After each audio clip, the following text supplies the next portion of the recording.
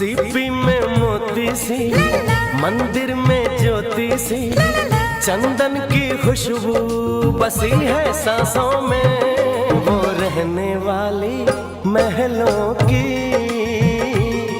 वो रहने वाली महलों की। हिरनी सी चंचल है, तितली सी कोमल है, सोने के पंखों से आकाशों में। वो रहने वाली महलों की,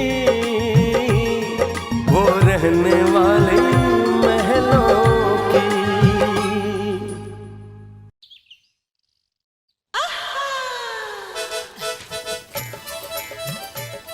दामाद जी, ये लीजिए आपका नाश्ता।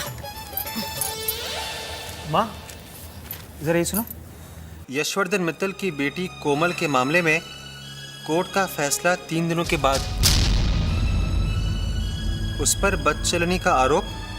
ससुराल वालों ने बहू को किया विदा। छी छी छी, कभी भला नहीं होगा ऐसे लोगों का। ऐसे लोग कभी भी खुश नहीं रहते। बेचारी मासूम बच्ची के ऊपर इतना गंदा इल्जाम लगा दिया। समदन जी, आप तो ऐसे कह रही हैं जैसे आप खुद वहां मौजूद थी।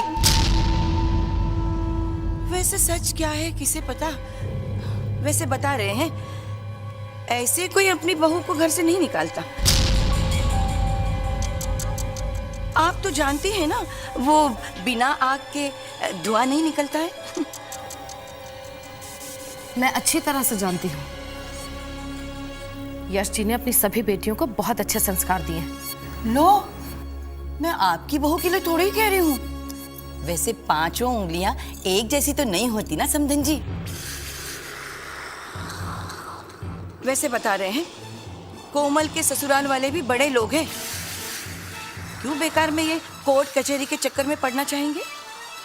माँ, उनके ससुराल वालों ने कोर्ट में कुछ तस्वीरें भी दी है। तू देख लेना मनोज बेटा, सारी तस्वीरें झूठी होंगी। वैसे बता रहे हैं, तस्वीरें कभी झूठी नहीं होती। बेचारे कोमल के ससुराल वाले। भगवान किसी को बेटी दे तो उसके लक्षण भी अच्छे हो, वरना दोनों घरों में बड़ी ही तकलीफ होती है भाई।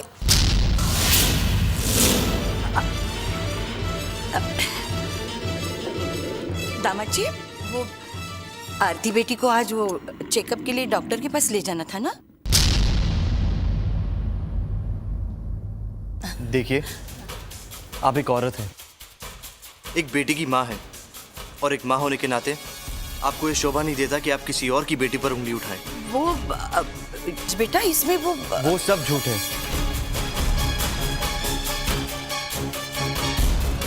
कोमल जी बेकसूर है।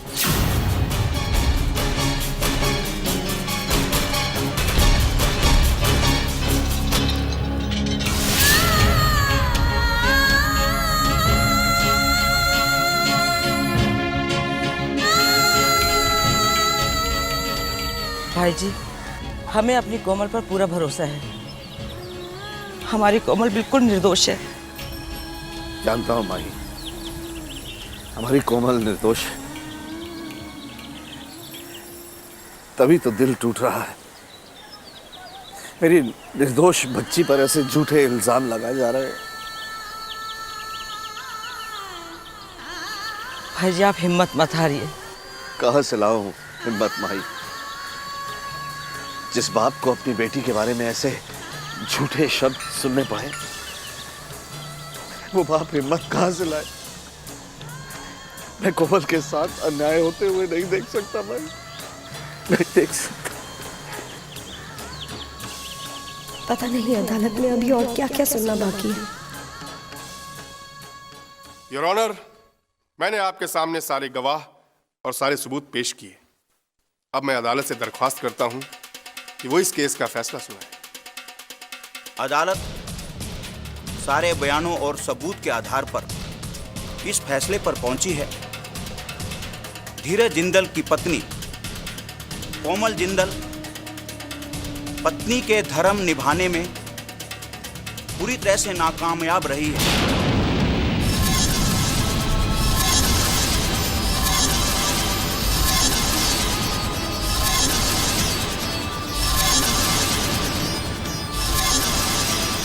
ये अदालत ये फैसला सुनाती है कि धीरज जिंदल को अपनी पत्नी कोमल जिंदल से तलाक लेने की अनुमति दे दी जानी चाहिए।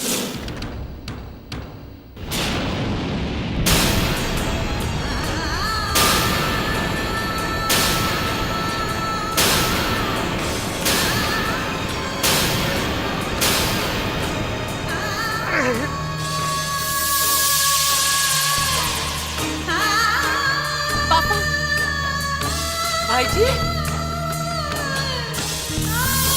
पापा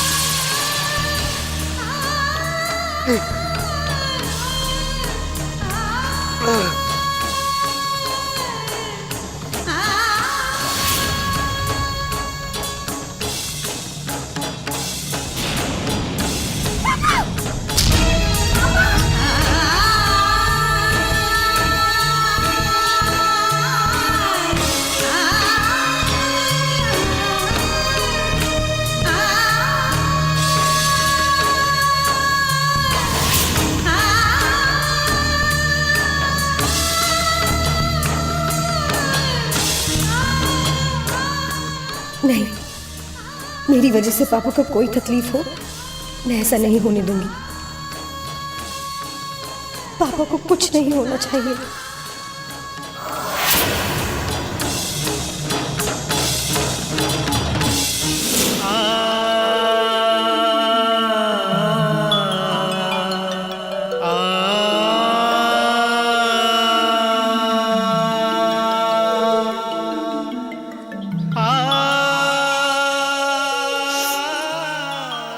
भाई जी, चाय।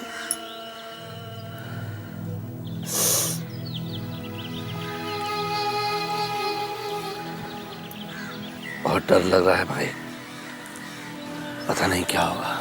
भाई जी, सब ठीक हो जाएगा, राम भली करेंगे। पुनीत बाबू भी नहीं लौटे अभी तक। पुनीत बाबू का फोन आया था भाई जी, वो वकील है ना तलवार, उसके ऑफिस से बोल रहे थे, कह रहे थे थोड़ा वक्त लगेगा। कैसे मुरझा कर लौटी है कोमल अपने ससुराल से। भाई जी, हिम्मत रखिए, हिम्मत मत हारिए। कैसे कैसे हिम्मत रखूं भाई, अपनी बेटी की आंखों में आंसू देखकर खुद के आंसू नहीं रोक पाता। मैं नहीं जानती भाई जी, नहीं जानती।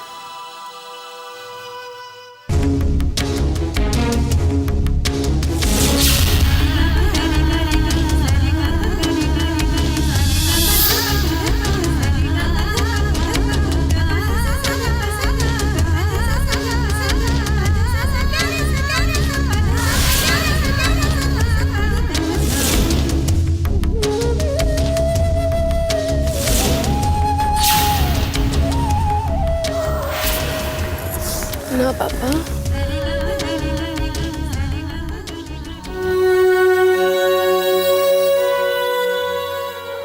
माई, कोमल चीची कहाँ है? बेटा, वो अपने कमरे में ही है।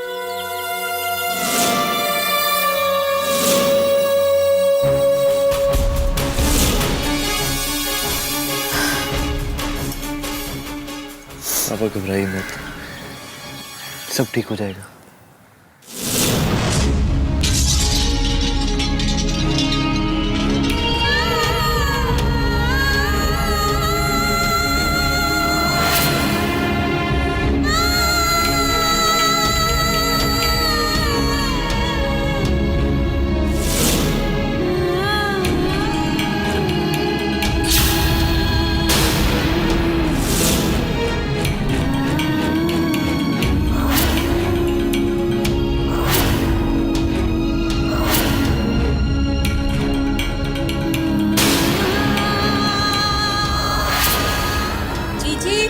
दरवाजा खोलिए।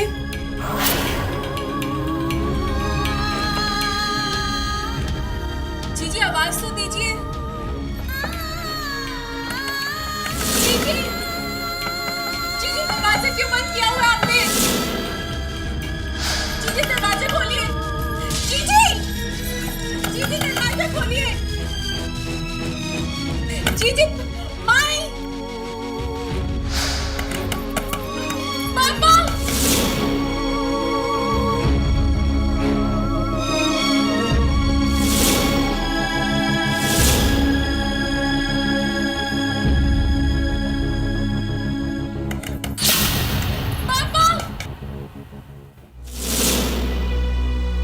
जीजी माई देखिए ना जीजी दरवाजा नहीं खोली आवाज भी नहीं दे रही अंदर से देखिए ना बाबू माई कोमल कोमल बेटा दरवाजा खोलो कोमल बेटा दरवाजा खोलो पापा अपनी बेटी को माफ कर दीजिए क्या करेंगे कोमल जीजी दरवाजा खोलिए प्लीज कोमल दरवाजा खोलो बेटा पापा दरवाजा खोलो कोमल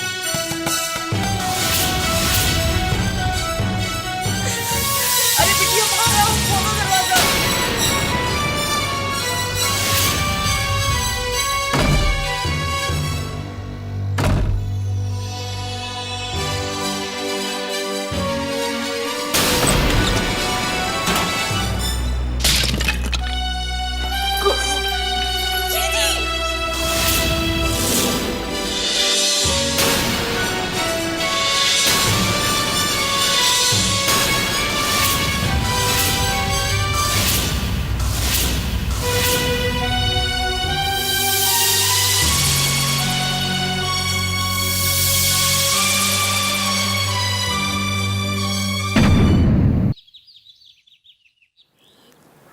कोमल बेटा ये तो क्या करने जा रही थी? मुझे नहीं जीना, मुझे नहीं जीना पापा। मैं आपका सर झुका हुआ नहीं देख सकती। पगली पगली है तू। मेरी बेटियों की वजह से मेरा सर कभी नहीं झुक सकता, इस बात का यकीन है मुझे। बेटा मुश्किलों से भागते नहीं है, हिम्मत से उनका सामना करते। और खुदकुशी करके तू सिर्फ अपने आप को नहीं, हम सबको सजा देने चले। उस बात के लिए बेटा जिसमें तेरा कोई दोष ही नहीं है।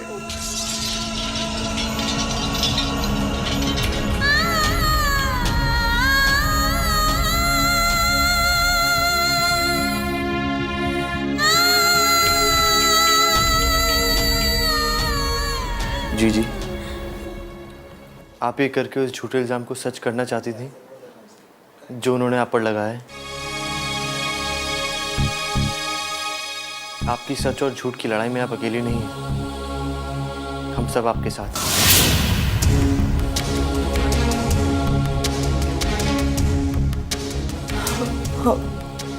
और आज आप मुझसे एक वादा करिए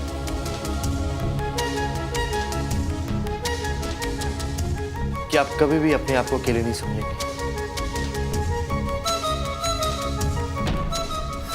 जी मैं आपके भाई जैसा हूं।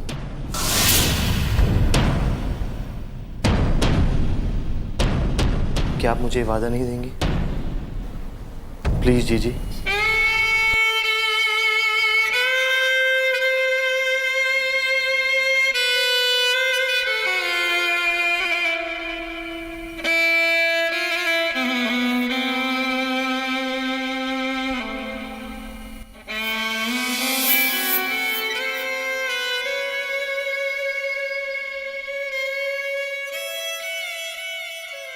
आज आपने मुझे एक वादा दिया है,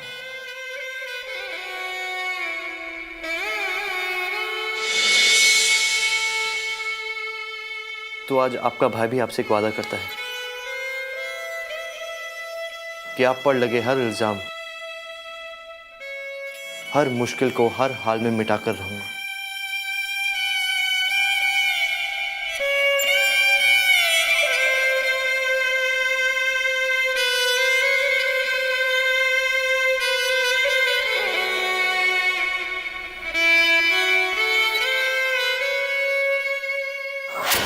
देखिए हरी काका, आप कंट्री के टॉप फ्लोर को अपॉइंट करिए, नहीं तो मैं कमिश्नर से बात करूँगा, नहीं तो होम मिनिस्ट्री से। और हाँ, आप जरा मुझे घर पर आके मिलिए प्लीज। बाय।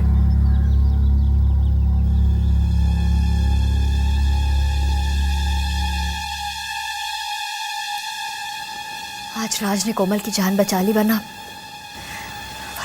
पता नहीं क्या हो जाता।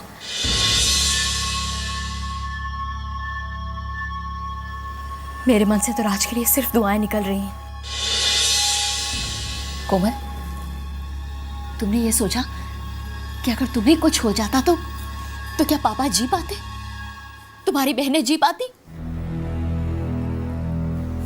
देखो कोमल, तुम्हारे साथ जो अन्याय हो रहा है उसके लिए लड़ो।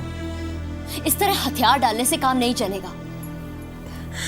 मुझे पता नहीं क्या हो गया था, मैं वाकई में बहुत बड़ी गलती करने जा रही थी।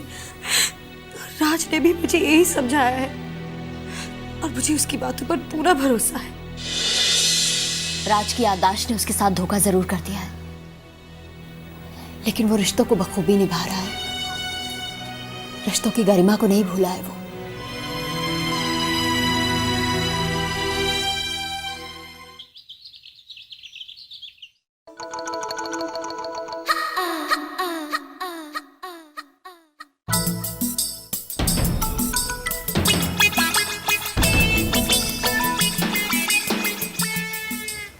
आरती,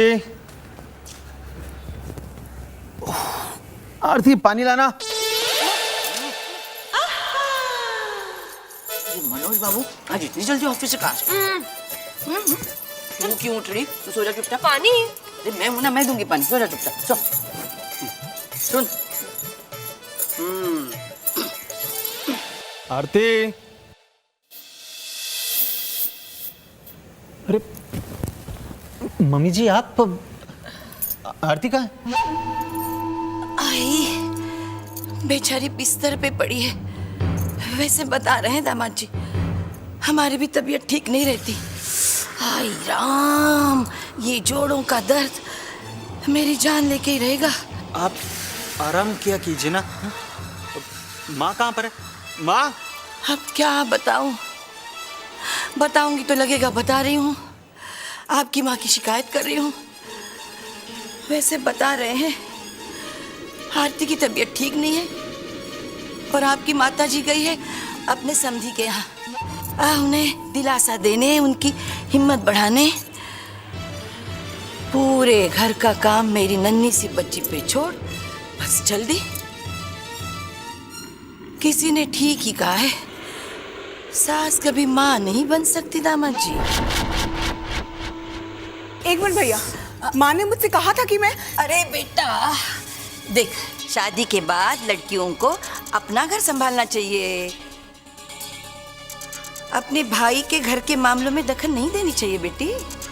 वैसे अब मैं भी बता रही हूँ कि बेटी की माँ को बेटी के घर पे दखल नहीं करना चाहिए। सलोनी, ये क्या तरीका है बड़ों से बात करने का?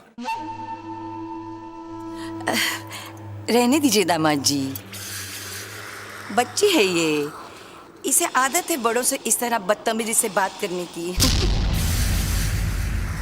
हाँ वैसे बता रहे हैं, अगर हमारी आरती हमसे इस तरह बात करती ना तो हाय मेरी बच्ची बड़ी तबीयत खराब है। हाय हाय हाय। माँ को आज इस हालत में आरती को छोड़कर नहीं जाना चाहिए था। पता नहीं करण, अच्छे लोगों के साथ ही बुरा क्यों होता है। रानी शायद इसे ही किस्मत कहते हैं। तुम जानते हो करण, हमारी कोमल जीजी कितनी मासूम, कितनी सीधी सी है। उन्होंने ना किसी के बारे में बुरा बोला और ना ही किसी का बुरा चाहा है। उनके साथ इतना बुरा होता रहा, लेकिन सब चुपचाप सहती रही। हम में से किसी को बताया तक नहीं। करण, हम जितना प्रिंस से दूर जाने की कोशिश करते हैं, हालात हमें बार बार उनके सामने खड़ा कर देते हैं। Rani, I think you should be thankful to him. Prince ने तुम्हारी बहन की जान बचाई है नहीं करण, ऐसे हालात में कोई भी होता तो इंसानियत के नाते यही करता। नहीं रानी, प्रिंस इज कंसर्न्ड। नहीं करण, इसका मतलब ये नहीं कि उसकी गलती माफी के काबिल है।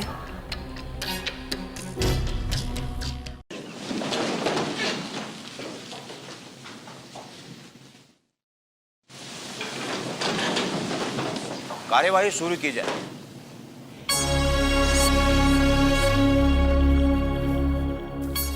योर ऑनर, अब इस केस में कहने को बचा ही क्या है।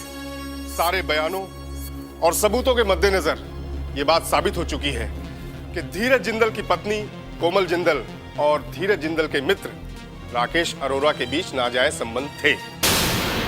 अपनी पत्नी की बेवफाई और बदचलनी को देखकर उनका कोमल जिंदल से तलाक मांगना बिल्कुल जायज है।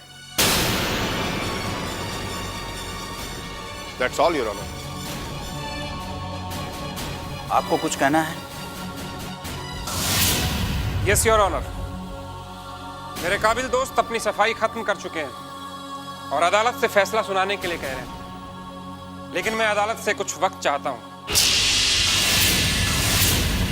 मैं अपनी क्लाइंट के चरित्र पर उठे सवालों के जवाब में कुछ सबूत पेश करना चाहता हूं।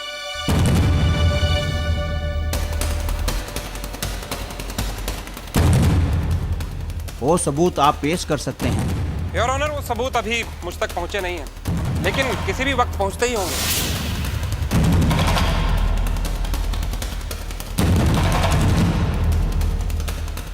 ठीक है, ये अदालत तुम्हें आधे घंटे का वक्त देती है।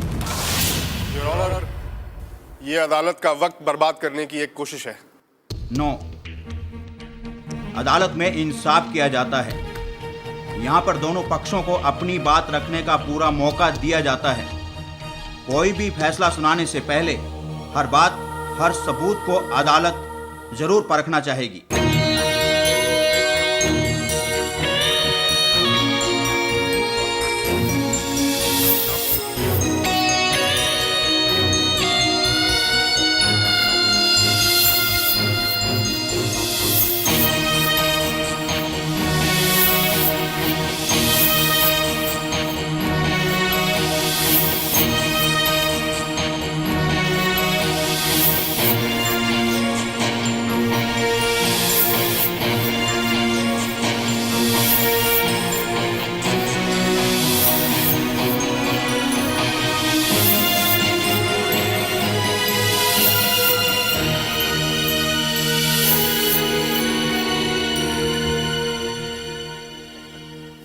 योर ऑनर, मेरे काबिल दोस्त ने वक्त मांगा और आपने इन्हें दिया, लेकिन आप इनसे यह पूछिए कि जो सबूत ये अदालत में पेश करने वाले थे वो सबूत कहां है।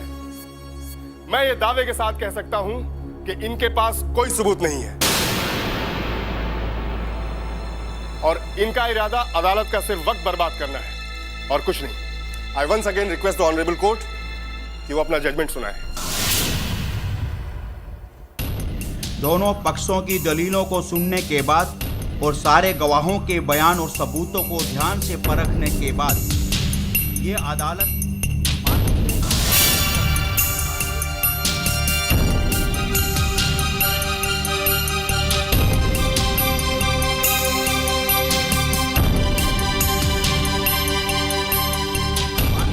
कोमल जिंदल और राकेश अरोड़ा के बीच नाजायज संबंध हैं।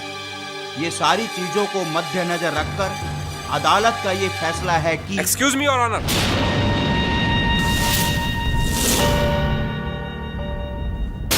योर ऑनर, कोई भी फैसला देने से पहले आप एक नजर इन सबूतों पर जरूर देख लें। कुछ सबूत ऐसे होते हैं योर ऑनर जो केस और फैसलों का रुख ही बदल देते हैं।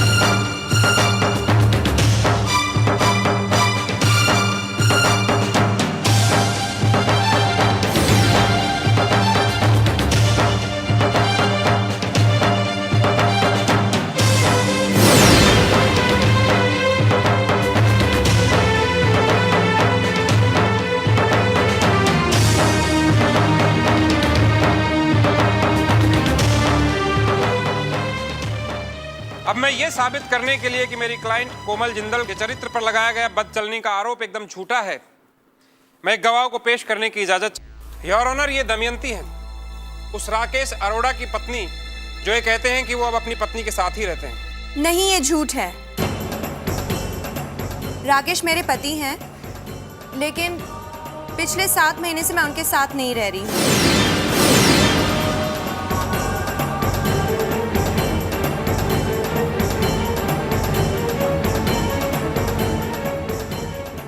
सच तो ये है जज साहब कि जिंदल परिवार अपने बेटे की दूसरी शादी करवाना चाहते हैं।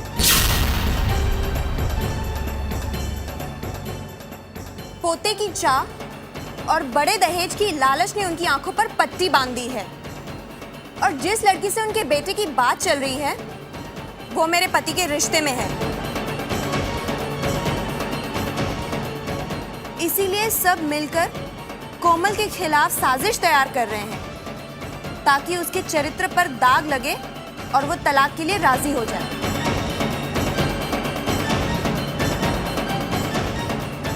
योर ऑनर, अब मैं और क्या कहूं? मेरी अदालत से एक रिक्वेस्ट है। ऐसे लोगों के लिए कानून कड़ी से कड़ी सजा का नियम बनाए जो दूसरों की बेटियों को बहू बनाकर तो ले आते हैं, लेकिन बहू की इज्जत और मान नहीं रख पाते।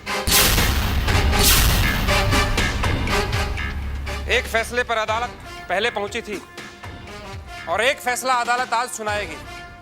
मुझे पूरा यकीन है जज साहब कि हमारे देश का कानून हमारी बहू बेटियों को पूरा और सच्चा न्याय देगा। Thank you your honour.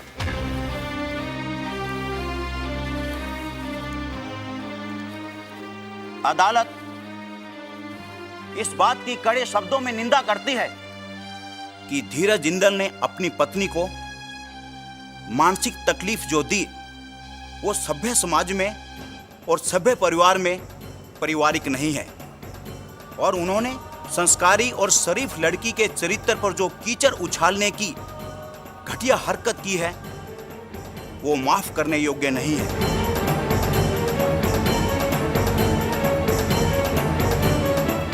लिहाजा ये अदालत धीरज जिंदल पर झूठा केस बनाने और अदालत को गुमराह करने का जुर्म दायर करती है, और साथ ही उनके वकील को ताकीद करती है कि आइंदा ऐसे केस अदालत में ना लाएं, इससे अदालत का कीमती वक्त बर्बाद होता है। अदालत धीरज जिंदल और उनके माँ बाप को पुलिस हिरासत में 2 दिन रहने और 50,000 रुपये जुर्माना भरने का आदेश देती है।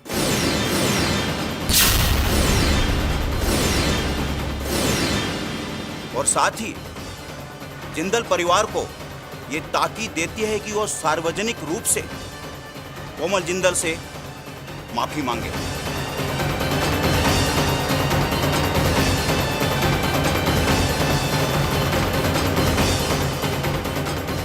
अदालत जिंदल परिवार को ये आदेश भी देती है कि वो कोमल जिंदल को सम्मानपूर्वक घर ले जाए।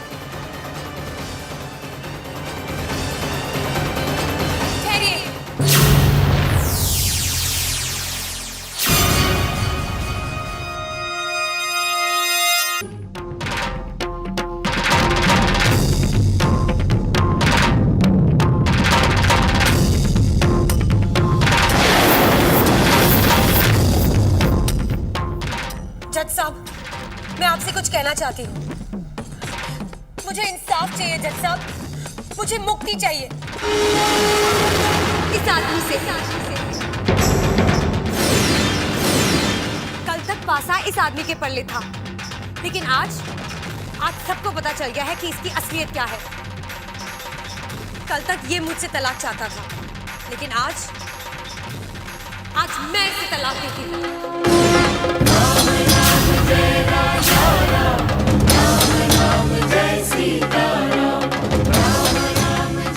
जो इंसान अपनी पत्नी की मर्यादा की रक्षा नहीं कर सकता, उस इंसान के साथ मैं पत्नी का रिश्ता तोड़ती हूँ।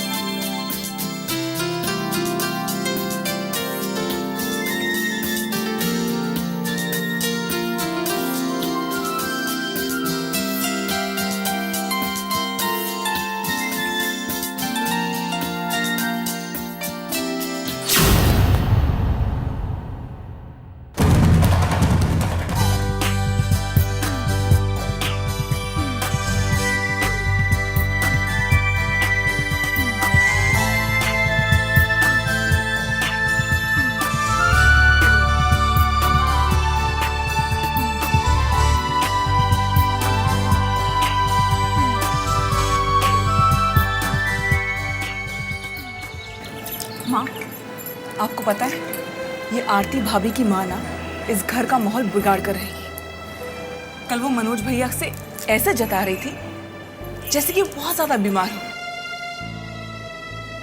और आपको अपनी इस हालत का जिम्मेदार ठहरा रही थी। हे भगवान, मुझे लो मजा आया। फिल्म थी, पता नहीं आज कौन सा नया नाटक सोचा। अरे समधन जी, कमाल हो गया, आपकी तो तबीयत ठीक हो गई। पिक्चर देखने के लिए तबीयत ठीक हो गई आपकी? वो तो यूं ही चली गई थी दिल को बहलाने के लिए। कुछ देर के लिए तो आदमी अपना दर्द भूल जाए ना। हाँ, लेकिन जोड़ों में दर्द हो रहा है ना, कि यहाँ पर और यहाँ दुख रहा है, यहाँ भी दुख रहा है। अरे क्या समधन जी, आप तो मुझे चंगी भली लग रही हैं बिल्कुल। कहीं ऐसा तो नहीं कि आप अपने जोड़ों की बजाय दूसरों के जोड़ों में दर्द करने के लिए यहाँ आई हैं? वैसे बता रहे हैं, ये कोई तरीका नहीं होता अपने रिश्तेदारों से बात करने का। वैसे मैं भी आपको बता दूं कि तरीके से बात उनसे होती है जो खुद तरीके वाले हो, और आप तरीका वैसे समधन जी, आपका नाम तो है शांति, लेकिन आरती बेटा, तेरी माँ के सारे काम अशांति वाले होते हैं। अरे कभी तो अपने नाम के हिसाब से काम कर लिया कीजिए। आरती बेटा, इस तरह की बात की जाती है तुम्हारे यहाँ मेहमानों से? मेहमान? हे भगवान, मेहमान का है कि? मेहमान तो वो होते हैं जो हमेशा के लिए डेरा जमा कर नहीं बैठ जाते। वो तो 2-4 दिन के लिए किसी के घर आते हैं, फिर अपना बोरिया बिस्तर बांध कर अपने घर वापस लौट जाते हैं। आपकी तरह जम कर नहीं बैठ जाते समधन जी, आप भी ना। वैसे समधन जी, एक बात कहूं आपसे, आप अपनी बेटी के घर में आग लगाने की बजाय, उसका घर उजाड़ने की बजाय, अपनी बेटी को अच्छी सीख दीजिए गृहस्थी खुशी खुशी बसाने की। चल सोलोनी बेटा।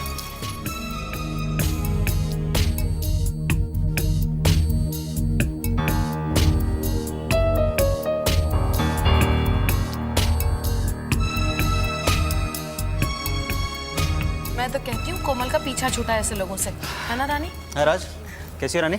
अरे बेटा आ गया तू, हाथ मुंह धो ले, मैं तेरा खाना लगा देती हूँ। अब आरती ने खाना खाया? अरे नहीं बेटा, नहीं खाया उसने। कितनी बार जाकर कहा मैंने खाना खा ले, खाना खा ले, लेकिन सुनती ही नहीं, बस एक ही जवाब देती है, भूख नहीं है। बेटा तू ही समझा ले उसको, जा। मैं देखता हूँ।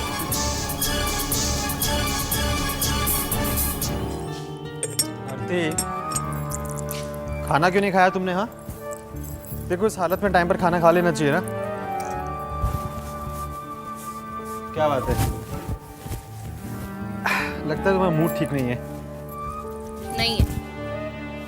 अरे लेकिन हुआ क्या है? देखो तुम नहीं बताओगी तो मम्मी जी को पूछना पड़ेगा। वैसे मम्मी जी है कहाँ पर? मंदिर में बैठी है। मंदिर में? इस वक्त मंदिर में क्या कर रही है वो? बैठी है बेचारी अकेली अपने परेशानियों के साथ। बेचारी 4 दिन के लिए आई यहाँ रहने के लिए, लेकिन कोई उसकी खातिरदारी नहीं करता। हाँ, लेकिन 2-4 बातें सब सुना देते उसको।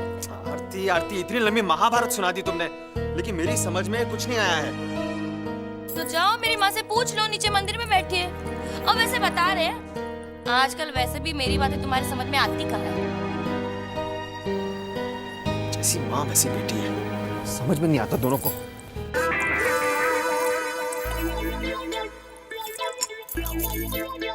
रोज तो जल्दी आ जाते, पता नहीं आज क्या हो गया, कहाँ रह गए, पता नहीं कितनी देर मच्छरों में बैठना पड़ेगा। हे भगवान, क्या करूं, बेटी की माँ हूं ना, थोड़ा बहुत तो सहना ही पड़ेगा।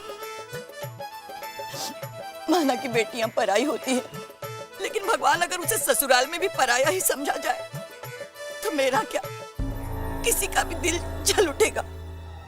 अगर आप मेरी जगह होते ना भगवान, तो आपका भी दिल जल उठता।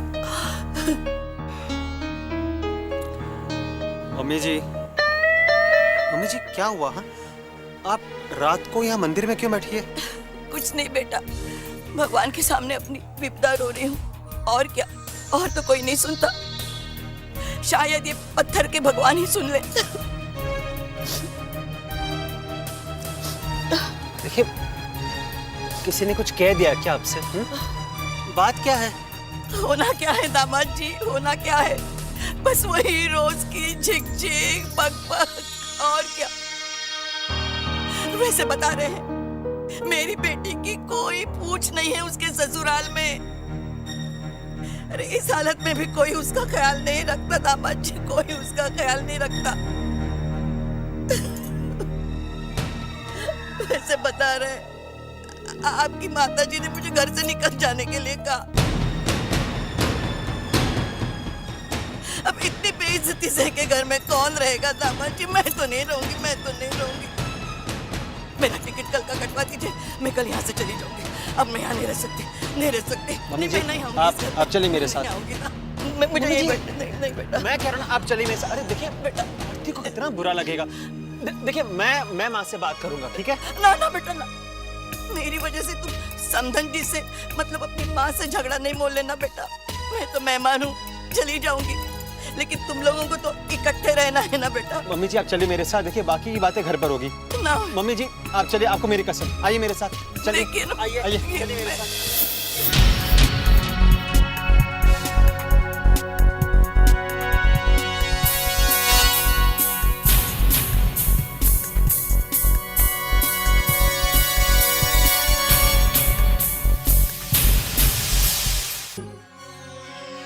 माँ,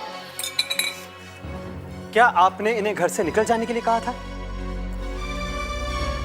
मनोज बेटा, तू ऐसे क्यों कह रहा है? अरे ये तो हमारे घर की मेहमान है, मैं इन्हें कुछ भी कैसे कह सकती हूँ? मैंने तो इनको सिर्फ इतना कहा था कि माँ आप प्लीज मुझे इतना बताइए, क्या आपने इन्हें इस घर से जाने के लिए कहा था? मनोज बेटा, तू मेरी बात सुन। मैंने इनसे जो कुछ भी कहा, मेरा मतलब वो नहीं था जो तुझे समझाया गया है बातों का मतलब। क्या कह रही समधन जी आप? आप यही कहना चाह रहे हैं ना कि मैंने झूठी झूठी बातें करके दामाद जी के कान भरे हैं? अरे मेरी जबान पे जलता हुआ अंगारा रख दे, लकवा मार जाए मेरी जबान को अगर मैं। आप क्यों ऐसी बातें कर रही हैं? राई का पहाड़ क्यों बना रही हैं आप? हाँ? वैसे भी दूसरों को इल्जाम देने से पहले अपनी गलतियों पर भी एक नजर डाल लेनी चाहिए। गलती? क्या गलती की मैंने?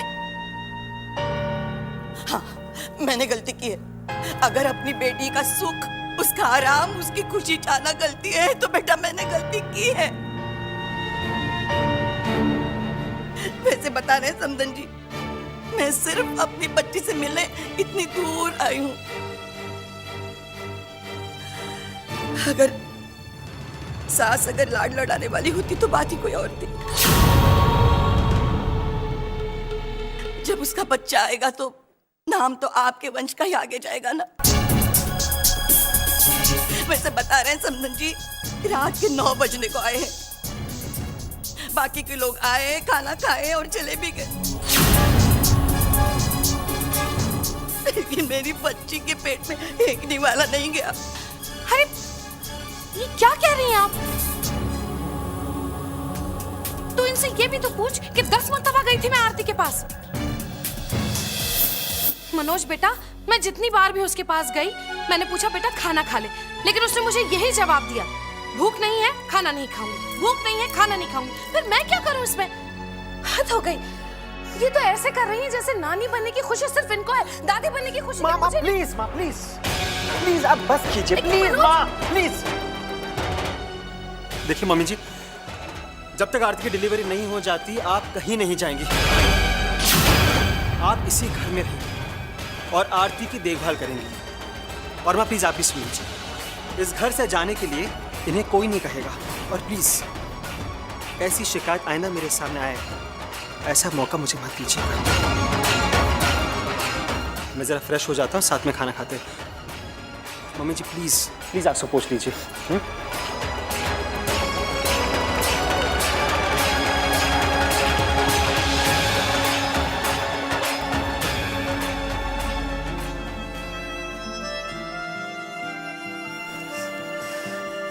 हे हे भगवान, मेरा मनोज फिर दूसरों की बातों में आ गया। और अब देखना, छोटी छोटी फिजूल बातों को दिल में गांठ बना कर रख लेगा, और ऐसी गांठ जो कभी खोल नहीं सकेगा। और जब दिलों में गांठ पड़ जाए तो रिश्तों में दरार आने के लिए ज्यादा वक्त नहीं लगता। हे भगवान, मेरे घर में सुख और शांति बनाए रख, कृपा कर हम लोगों पर। पता नहीं अब क्या होने वाला है।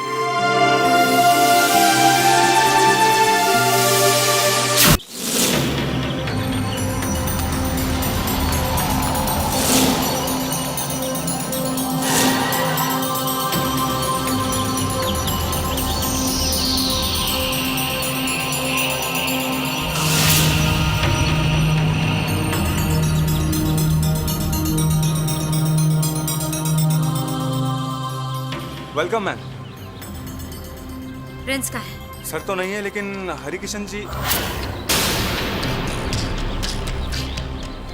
सामान निकालने की कोई जरूरत नहीं है। ड्राइवर, होटल चलो।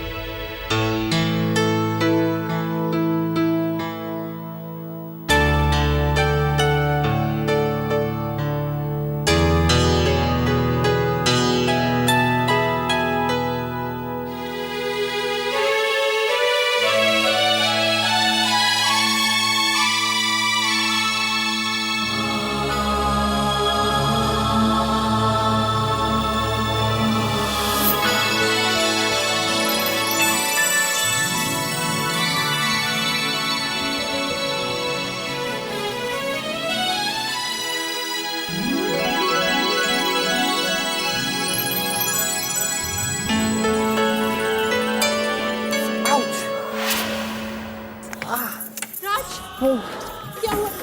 राज प्लीज प्लीज दिखाइए ना, राज प्लीज दिखाइए ना, थोड़ा सा राज प्लीज दिखाइए तो ज्यादा कर दिया होगा, प्लीज हाथ हटाइए, देखने तो दीजिए अच्छी जैसे। बहुत जलन हो रही है।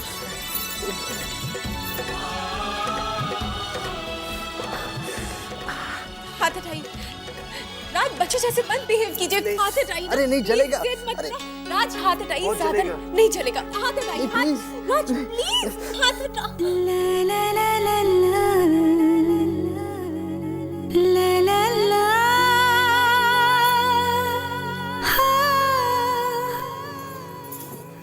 छूटे कहीं के, हमें यूं ही डरा दिया। हमें लगा पता नहीं कितना कट गया होगा। जाइए, हम आज से कभी बात नहीं करेंगे अब।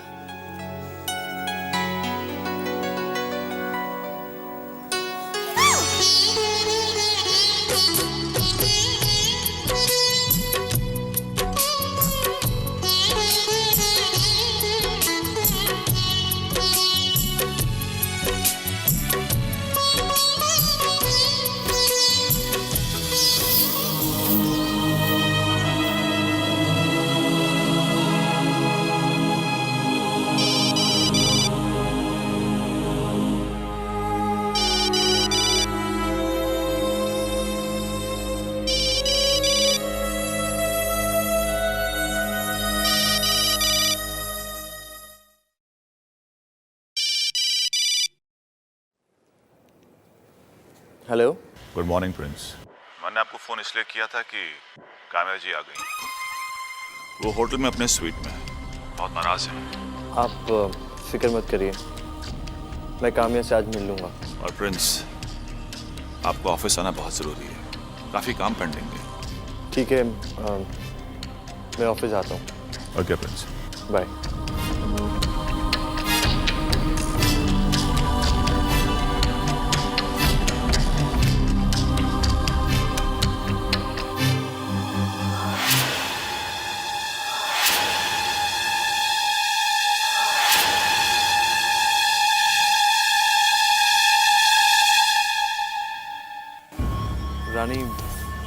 मुझे ऑफिस जाना है, कुछ ज़रूरी काम है। अगर आपको बुरा ना लगे तो। आपकी मर्जी है।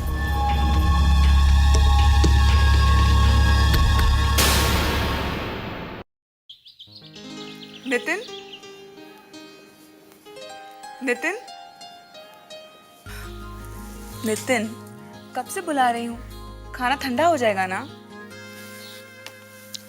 और मैं भी कब से कह रहा हूँ, बस आ रहा हूँ ना। 2 मिनट प्लीज प्लीज प्लीज। क्या नितिन, मुझे तो काम नहीं करने देते और अपने काम से फुर्सत नहीं है। आज से ऑफिस का काम घर में नहीं चलेगा। अरे पर ये मेरा काम कहाँ है? तो फिर किसका है? टीना का। ओह, तो तुम टीना के लिए ओवरटाइम कर सकते हो। यही अगर तरुण ने कहा होता कि प्लीज मेरे लिए काम कर दो, तो तुम करते क्या? तरुण? नेवर। मैं किसी लड़के के लिए भला क्यों मदद करूं? हाँ? वो तो बेचारी टीना ने कहा ना, वो कितनी इनोसेंट है, so sweet, so innocent, so lovable. And you know what? What? You are 1 number का फ्लर्ट। क्यों? बहुत जलन हो रही है? हाँ, मुझे और उस टीना से जलन? नेवर। मैं देखता हूँ, तुम खाना लगाओ। हेलो? हेलो नितिन। टीना। टीना, कैसी हो तुम? मैं ठीक हूँ। नितिन, वो मेरा काम। हाँ, तुम्हारा ही काम कर रहा हूँ। Nitin, I am so sorry. बहुत तंग करती हूँ ना तुम्हें, बट आई प्रॉमिस मैं बहुत जल्द सब काम सीख लूंगी। कोई प्रॉब्लम नहीं टीना, सीख लेना, इतनी भी जल्दी क्या है? मैं हूं ना सिखाने के लिए। लेकिन एक बात है, अपना काम कराने के लिए तुम्हें भी कुछ करना होगा। क्या करना होगा? तुम्हें रिश्वत देनी होगी। अच्छा, बोलिए, क्या रिश्वत चाहिए? उस दिन तुम टिफिन में बैगन का भरता लाई थी ना, बहुत अच्छा बना था। बस फिर से वही बना के लाना होगा। मजा आ गया था खाकर। और हाँ, उसकी रेसिपी भी लिख के लानी होगी। क्यों? मेरे वाइफ के लिए। नितिन, अब बस भी करो, खाना ठंडा हो जाएगा। टीना, मैं तुमसे कल ऑफिस में मिलता हूँ। बाय। बाय नितिन।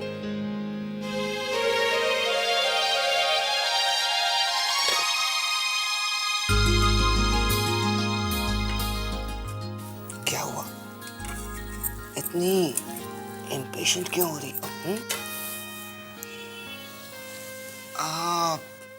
वैसे खाने में क्या बना है? बैंगन का भरता।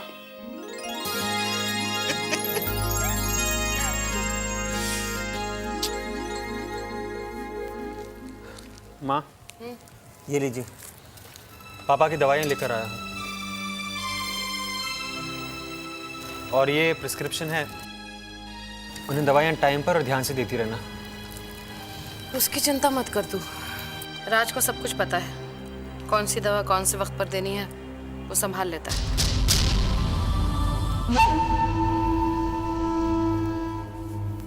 हे भगवान, 3,586 रुपयों की दवाइयाँ।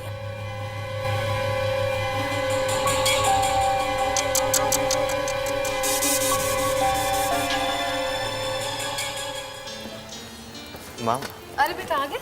मुझे आशीर्वाद दीजिए, मुझे नौकरी मिल गई है। अच्छा। जी माँ, आज से ही ज्वाइन करना है। अरे वाह, ये तो बहुत खुशी की बात है। लेकिन राज बेटा, तेरी तबीयत? अरे समधन जी, अपनी साली के लिए कोर्ट कचहरियों के चक्कर लगाते लगाते भी तो राज की तबीयत भली चंगी रही थी। मेरा मतलब है, मैं ये कहना चाहती हूँ कि भगवान जो है ना, वो राज की तबीयत को ठीक ही रखे। नौकरी करेगा, 4 लोगों से मिलेगा, 4 पैसे कमाएगा। तो बेचारी रानी के लिए भी तो थोड़ा सा आराम हो जाएगा ना। सबकी चिंता क्यों करती हो? अरे मनोज बेटा, बधाई हो बधाई हो, तुम्हारे भाई को नौकरी मिल गई है। वैसे राज, नौकरी मिली कहाँ पर है? भैया वो थापर ग्रुप ऑफ कंपनीज में। थापर ग्रुप तो काफी बड़ा बिजनेस हाउस है, इंटरनेशनल मार्केट में उनकी बहुत बड़ी होल्डिंग है। तू उसी थापर ग्रुप की बात कर रहा है? जी भैया। तो बहुत ही अच्छी बात है, बहुत ही अच्छी जगह नौकरी मिली है। वैसे कंपनी के बॉस का नाम क्या है? जी प्रिंस जे थापर। अरे ये कहीं वही तो नहीं, हरे कृष्ण जी के बॉस? जी माँ, उन्होंने मेरी नौकरी लगवाई है।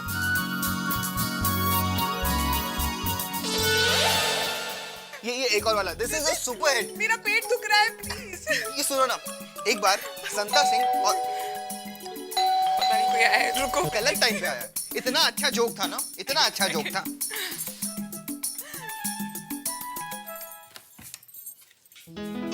यस जी, मैं वो नितिन। अरे टीना, तुम आओ ना, कम इन।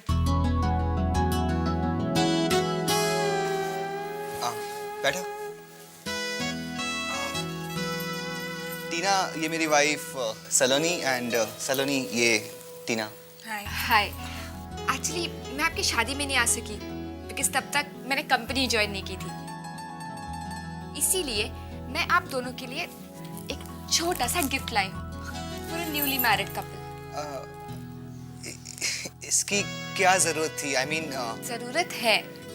सलोनी जी, आपको पता है वैसे तो मैं इनके अंडर काम करती हूँ, लेकिन मेरा सारा काम नितिन ही करते हैं। He is very friendly and you know what, you are very lucky क्योंकि आपको नितिन जैसा हस्बैंड मिला। Thanks lot. आप हमारे साथ खाना खाइए ना। हाँ, क्यों? अपना वो बैंगन का भरता ही बना दो। आई मीन अगर होम मिनिस्ट्री इजाजत दे दे तो। इनफैक्ट मैं बैंगन का भरता साथ लेके आई हूँ। नितिन की रिश्वत थी, देनी तो पड़ती, इसीलिए माँ की हाथ का बनाया बैंगन का भरता। अब पर इसे गरम करना पड़ेगा। पर हाँ, क्यों नहीं, गरम भी कर लेना और तुम सलोनी को रेसिपी भी दे देना।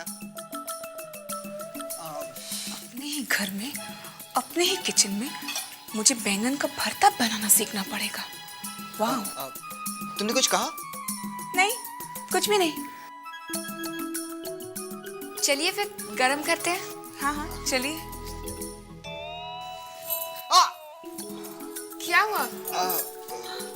कुछ नहीं, वो टेबल लग गई।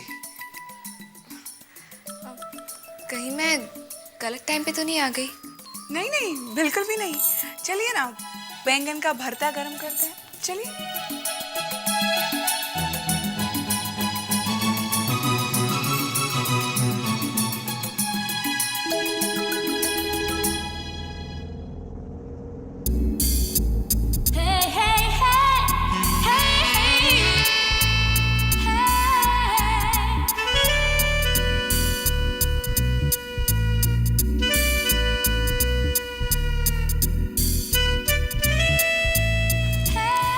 हाय काम्या।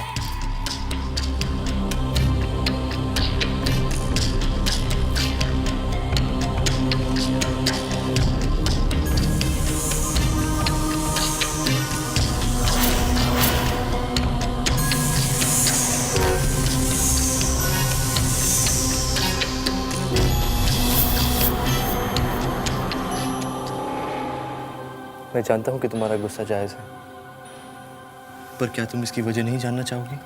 क्या बात है प्रिंस, जो तुम मुझे लेने तक नहीं आए और आज मेरे आने के बाद भी तुम्हारे चेहरे पर वो खुशी नजर नहीं आ रही है जो अक्सर होती है। हाँ, मैं वही सब तुम्हें बताने आया हूँ। काम्या, मेरे हाथों में एक बहुत बड़ा एक्सीडेंट हो गया।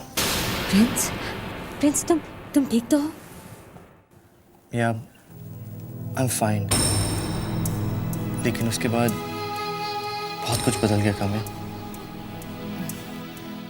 लगता है ये डेफिनेटली टेंशन वाली बात है, इत्मीनान से सुननी होगी। तुम एक काम करो, अपने लिए ड्रिंक बना लो, तब तक मैं चेंज करके आती हूँ। ओके?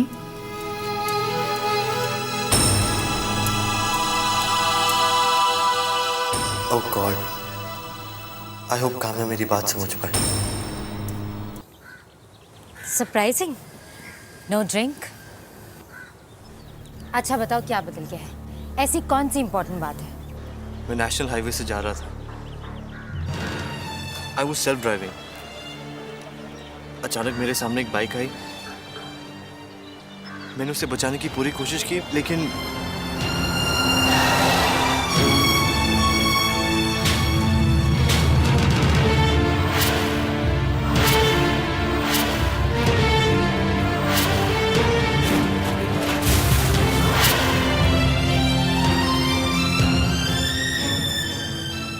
ये एक्सीडेंट मेरे दिल पर बोझ बनकर रह गया।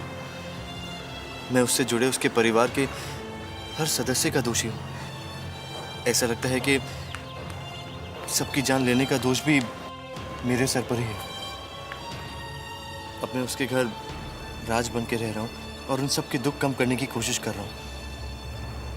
शायद इसलिए भगवान ने मुझे राज का हमशक्ल बनाया।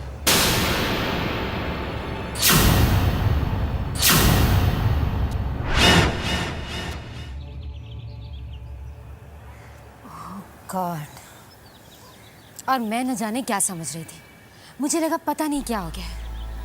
इतनी सी बात को लेकर इतना परेशान हो गया तो रिलैक्स फ्री, एक्सीडेंट्स तो होते ही रहते हैं।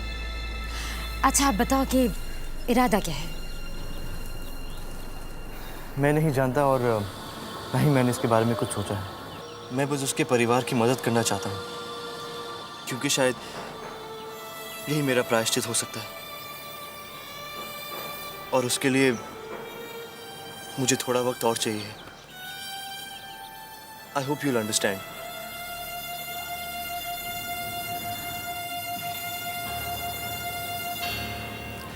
अपनी मंगेतर की क्या मदद कर सकते हैं? क्या मतलब? पहले तो मेरे सारे इशारे समझ जाते थे।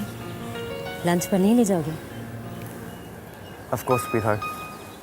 मैं अपने ऑफिस का काम खत्म करके आता हूँ and then we will go out for lunch. I love you.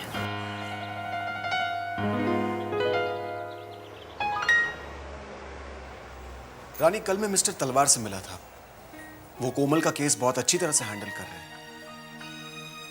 Rani, mister तलवार ने मुझे बताया कि इस केस में प्रिंस ने उनकी बहुत मदद की। हाँ रानी, सारे प्रूफ, सारे सबूत प्रिंस की मेहनत की वजह से ही मिले, वरना ये केस जीतना इतना आसान नहीं था। रानी, जब भी मैं इस बारे में सोचता हूं तो मुझे बहुत हैरानी होती है कि प्रिंस इतना सब क्यों कर रहा है। उसका एक अपना बड़ा बिजनेस एम्पायर है, इतनी प्रॉपर्टी है, ऐशो आराम की जिंदगी है, फिर उसे क्या जरूरत है राज बनकर तुम्हारे घर में रहने की। रानी, प्रिंस के पास इतना पैसा है कि 2, 3, 4 करोड़ रुपए से हाथ धोना उसके लिए एक बहुत ही मामूली सी बात है। तुम कहना क्या चाह रहे हो करण? कि अगर प्रिंस चाहता तो कॉम्पनसेशन के तौर पर तुम्हारे परिवार को एक बड़ी सी रकम देकर अपने दिल पर पड़े बोझ से आजाद हो जाता। वो किसी को बताता ही नहीं कि एक्सीडेंट उसकी वजह से हुआ है। पुलिस भी उसका कुछ नहीं बिगाड़ पाती। लेकिन प्रिंस थापर ने आज तक सच्चाई छुपाने की कोशिश नहीं की है रानी।